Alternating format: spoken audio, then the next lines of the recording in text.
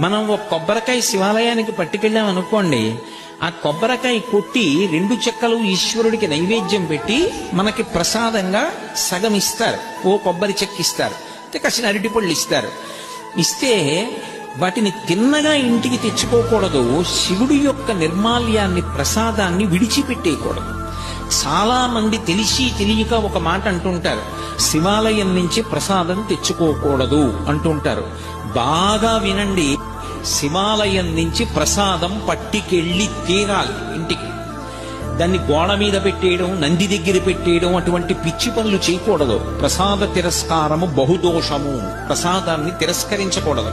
అందుకే అన్నవరం సత్యనారాయణ స్వామి కథలో ప్రసాదాన్ని తీసుకోకుండా ఆ పిల్ల భర్తని చూడ్డానికి వెడితే పడవ మునిగిపోతుంది. ఒక కథలో ఏమిటి, ప్రసాదం తినకపోతే పడవలో ముంచేసేటంతటి పైశాచికవాదా పరమేశ్వరుడు? అంత పైశాచిక మనస్తత్వం ఉన్నవాడా? కాదు.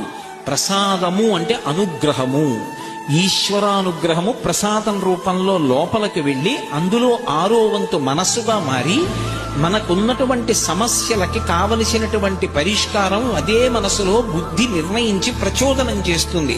ఆ ప్రసాదం లోపలికెడితే సమస్యకి పరిష్కారం లోపల పుడుతుంది. అలా ఆ ప్రసాదము ఈశ్వరానుగ్రహము కనుక ఎవరు